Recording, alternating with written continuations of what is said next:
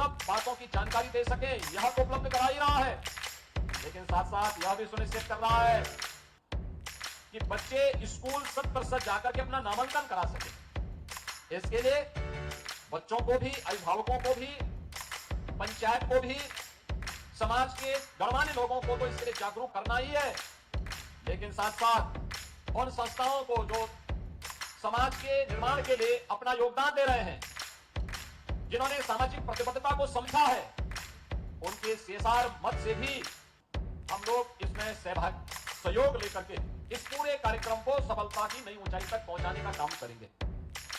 और मुझे प्रसन्नता है, यद्यपि 2017 से विद्यालयों में जो बच्चे पहले तो एडमिशन नहीं ले पाते हैं, एडमिशन लेते हैं तो उसमें से आधे बच्चे ऐसे होते थे एडमिशन लेने के बाद फिर स्कूल नहीं जाते थे।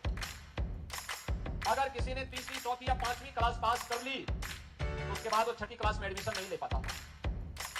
6ठी, 7वीं, 8वीं क्लास में उसने पास कर ली तो 9वीं में एडमिशन नहीं लेता था। यानी परिणाम कि 9वीं क्लास में एडमिशन लेने वालों की संख्या पहली क्लास में एडमिशन लेने वालों की संख्या की तुलना में आधी हो जाती थी। हाई स्कूल के बाद जब सीनियर सेकेंडरी स्तर पर जाता था, इंटरमीडिएट के लिए आता था, उसमें भी कमी आ जाती थी और अंततः स्नातक करने वालों की संख्या 25 से 30% मात्र रह पाती थी और उसमें भी क्वालिटी का ध्यान नहीं दिया जाता था। आज एक तरफ हम लोगों ने 2017 में प्रारंभ किया पहले स्कूल चलो अभियान। स्कूल चलो अभियान में जो सबसे अच्छा परिणाम आया कि अकेले उत्तर प्रदेश के अंदर हम लोगों ने देखा कि लगभग 58 से 60 लाख बच्चे नए बढ़े थे, जिन लोगों को हमें बेसिक शिक्षा परिषद के स्कूलों में एडमिशन कराने में सफलता प्राप्त हुई।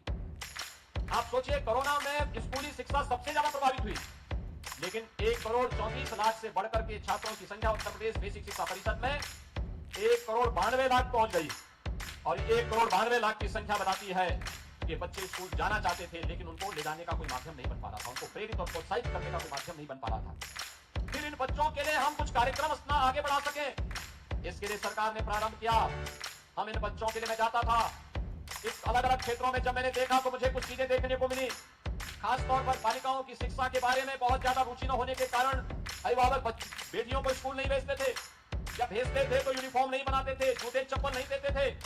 हमने सुनिश्चित किया कि जो भी बच्चा बेसिक शिक्षा परिषद के स्कूलों में पढ़ेगा उन बच्चों के लिए यूनिफॉर्म फ्री देंगे, स्वेटर फ्री देंगे, बैग और बुक्स फ्री उपलब्ध करवाएंगे और उन बच्चों के लिए जूता और मोजा भी उपलब्ध करवाएंगे।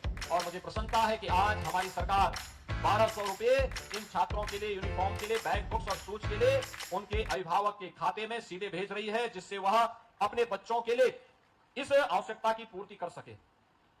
ये चीजें दिखाने के बाद हमने जनप्रतिनिधियों, समाज के मानिंदों का सहयोग लेकर के ऑपरेशन कायाकल्प का एक अभिनव प्रयोग प्रारंभ किया और मुझे बताते हुए प्रसन्नता है कि 1,34,00,000 विद्यालयों में ऑपरेशन कायाकल्प के माध्यम से फ्लोरिंग, उसके फर्श को बनाने, फर्नीचर को लाने, स्मार्ट क्लास बनाने, बालक बालिकाओं के लिए अलग अलग टॉयलेट बनाने, वहां पे लाइब्रेरी बनाने और अन्य तमाम कार्यक्रम वहां पर प्रारंभ हुए। पेयजल की व्यवस्था के कार्यक्रम प्रारंभ हुए और आज उसके परिणाम भी हमारे सामने देखने को मिल रहे हैं।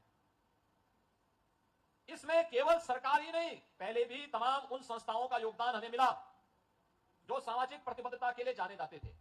और मैं धन्यवाद दूंगा अशोक लेलैंड को और लर्निंग लिंक्स फाउंडेशन को, जिन्होंने चरकावा और भटर विकास खंड को रोड टू स्कूल कार्यक्रम के साथ जोड़ने के इस अभिनव प्रयास में अपना योगदान दिया है और प्रधानमंत्री मोदी जी के विजन के अनुरूप निपुण भारत के लक्ष्य को प्राप्त करने में अपना योगदान दे रहे हैं। रोड टू स्कूल कार्यक्रम यह एक प्रकार का स्कूल चलो अभियान का ही एक नया रूप है। स्कूल चलो अभियान में हमारे शिक्षक घर घर जाते हैं और घर घर जाकर के बच्चों को स्कूल लाने का कार्यक्रम करते हैं। रोड टू स्कूल में जो बच्चे ड्रॉप आउट कर लिए या जो बच्चे स्कूल नहीं जा रहे हैं अन्य तमाम कारणों से, उनकी या तो समझ में नहीं आ पा रहा है या उनको पढ़ने में असुविधा हो रही है, उन लोगों के लिए यहां पे सोहका लेलैंड और लर्निंग लिंक्स फाउंडेशन के माध्यम से यह कार्यक्रम यहां प्रारंभ किया गया है। यह महत्वपूर्ण कार्यक्रम है। इसमें इन्होंने एक पिरामिड भी तैयार किया है। रिसोर्स पर्सन के बाद अन्य उनकी मॉनिटरिंग करने वाली टीम, उससे भी ऊपर एक टीम, एक पिरामिड बन जाएगा कि टॉप टू बॉटम एक एक बच्चे पर समीक्षा की जा सकती है। और बेसिक शिक्षा परिषद के साथ इन्होंने रोड टू स्कूल कार्यक्रम यहां पे प्रारंभ किया है। मैं इसके लिए अशोक लेलैंड को हृदय से धन्यवाद देता हूं कि उन्होंने चरगावा जैसे विकासखंड के इन 17,000 से लगभग 18,000 बच्चों के उज्जवल भविष्य को बनाने के लिए, जिसमें इनके द्वारा नए चीजें दी जाएंगी, जो प्रधानमंत्री जी ने राष्ट्रीय शिक्षा नीति में कहा है कि हम एग्जाम्पल देकर के, मॉडल देकर के उन बच्चों को बताएंगे। उसके मॉडल उपलब्ध रहेंगे, मैथ से जुड़े हुए उस प्रकार के मॉडल रहेंगे, आसानी से बच्चे उसको समझ पाएंगे, किसी को कोई दिक्कत नहीं होगी। और स्वाभाविक रूप से इसका बच्चे एक बार जब समझ जाएंगे, उम्र ऐसी है, एक बार उन्होंने गणित की पहेली को समझ लिया तो नींव उनकी इतनी सशक्त हो जाएगी कि बड़ी से बड़ी समस्या का समाधान उनको करने में कहीं कोई दिक्कत नहीं होने वाली है। और मुझे लगता है कि यही कार्यक्रम लगातार हमें अन्य संस्थाओं में करना पड़ेगा। यहां पे पहले 90 स्कूल चरगावा विकासखंड के लिए गए हैं, इसके बाद आपके भटड़ विकासखंड के भी सभी बेसिक शिक्षा परिषद के, जिसमें 1 से लेके 8वीं तक के विद्यालय जो हमारे कंपोजिट विद्यालय हैं, इनको भी लेने की कार्रवाई को आगे बढ़ाया गया है।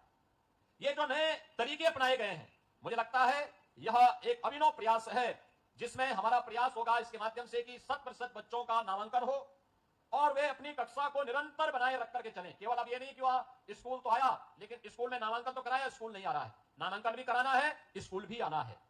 फिर वह केवल 5वीं पास करने के बाद घर न बैठ जाए, बल्कि इसके बाद 6ठी में उसका एडमिशन भी करवाना है, 6ठी के बाद 8वीं पास करने के बाद फिर वह 9वीं में उसका एडमिशन करवाना है, और फिर उसको योग्य बना करके आत्मनिर्भर बनाने की प्रक्रिया के साथ भी जोड़ना है, जिससे व्यक्ति आत्मनिर्भर होगा तो समाज आत्मनिर्भर होगा, और समाज आत्मनिर्भर होगा तो राष्ट्र आत्मनिर्भर होगा, और राष्ट्र अगर आत्मनिर्भर होगा तो कोई कारण नहीं कि भारत दुनिया की सबसे बड़ी ताकत न बन जाए। दुनिया की विकसित भारत की मोदी जी की परिकल्पना को हम साकार कर पाएंगे। और इसके लिए जो भी आवश्यकता पड़ती है, यहां पे कैपेसिटी बिल्डिंग, शिक्षकों की क्षमता वृद्धि को भी, उनकी कैपेसिटी बिल्डिंग के लिए भी कार्यक्रम होंगे। अन्य तमाम प्रकार के रचनात्मक कार्यक्रमों के साथ साथ आप देखते रहे होंगे चरगावा, भटाट, खोराबार ये विकासखंड, ब्रह्मपुर ये विकासखंड ऐसे हैं जिन विकासखंडों में इंसेफ्लाइटिस जैसी बीमारियों के कारण इस सीजन में हजारों बच्चे इस बीमारी की चपेट में आते थे। और मुझे बताते हुए प्रसन्नता है कि स्वच्छ भारत मिशन और स्वास्थ्य विभाग के साथ साथ उत्तर प्रदेश शासन और भारत सरकार के सभी विभागों ने अंतर विभागीय समन्वय के माध्यम से इस समस्या का समाधान का रास्ता निकाला है। आज इंसेफ्लाइटिस पूरी तरह समाप्त। इंसेफ्लाइटिस समाप्त होने का मतलब हमने स्वच्छता पे ध्यान दिया, शुद्ध पेयजल पर ध्यान दिया, परिणाम हमारे सामने है। और इसीलिए यह कार्यक्रम इसके माध्यम से आगे बढ़ाना है। इसके लिए आधारभूत शिक्षा, स्वास्थ्य, खेल और कला शिक्षा के कार्य क्षेत्र भी इसमें सम्मिलित किए गए हैं। इसमें बुनियादी शिक्षा स्तर में सुधार के भी कार्यक्रम किए गए हैं, और स्वास्थ्य के क्षेत्र में शारीरिक, भावनात्मक, सामाजिक और पर्यावरणीय कल्याण से संबंधित पाठ्यक्रम को भी इसके लिए तैयार किया गया है। खेलो इंडिया कार्यक्रम के माध्यम से भी पाठ्यक्रम को इसके माध्यम से क्रियान्वित किया जाएगा, और इसमें 2 विद्यालयों के लिए 1 रिसोर्स पर्सन, चरगावा और भटड़ दोनों विकास खंडों में लगभग 50-50 रिसोर्स पर्सन इसके लिए अशोका लीलैंड के द्वारा यहां पर तैनात किए जाएंगे। और इसमें भी प्रत्येक विकास खंड में 5 सीनियर रिसोर्स पर्सन के तैनात किया जाएगा। एक सीनियर रिसोर्स पर्सन के अंतर्गत 15 विद्यालय होंगे। इनमें 5 प्रोजेक्ट एसोसिएट तैनात किए गए हैं। एक प्रोजेक्ट एसोसिएट के अंतर्गत अंदर भी 15 विद्यालय होंगे। इसमें हमें राष्ट्रीय शिक्षा नीति के अनुसार अपने कार्यक्रमों को आगे बढ़ाने में मदद मिलेगी, और प्रधानमंत्री मोदी जी के द्वारा राष्ट्रीय शिक्षा नीति में जिस निपुण भारत की कल्पना की गई है, बेसिक शिक्षा परिषद, उसे सफलतापूर्वक हासिल करने में उसे मदद मिलेगी। आज के इस अवसर पर हम लोग जब यहां पर एकत्र हुए हैं, मुझे बातें कहनी है कि देखिए आज शिक्षा के स्तर को सुधारने के लिए नए प्रयास हो रहे हैं। ये रोड टू स्कूल को ही एक नया रूप हम लोगों ने 18 आवासीय विद्यालय के रूप में दिया है। इसमें रजिस्टर्ड बीओसी बोर्ड के जो श्रमिक हैं, उनके बच्चों को, निराश्रित बच्चों को हमने प्रवेश दिया है। 18 स्कूल हमारे प्रारंभ हो चुके हैं। 57 अन्य जनपदों में डे स्कूल खोलने की तैयारी चल रही है। इसके अलावा मुख्यमंत्री अभ्युदय स्कूल के रूप में सभी जनपदों में नए स्कूल इसी तर्ज पर आगे बढ़ाने की कार्रवाई को भी हम आगे बढ़ा रहे हैं। पीएम श्री स्कूल को भी हर विकास खंड स्तर पर स्थापित करने की कार्रवाई को तेजी के साथ आगे बढ़ाया है। आप मान करके चलिए, शिक्षा में आमूलचूल परिवर्तन हो रहा है। यह आमूलचूल परिवर्तन नए भारत को एक विकसित भारत बनाने में सफल होगा, और विकसित भारत की इस परिकल्पना को साकार करने के लिए हम सभी को स्कूली शिक्षा पर ध्यान देना होगा।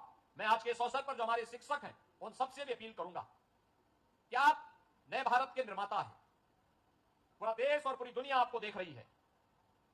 हमें याद रखना होगा, ज्ञान से अपने आप को अपडेट करना कोई पेट से सीख करके नहीं आता है।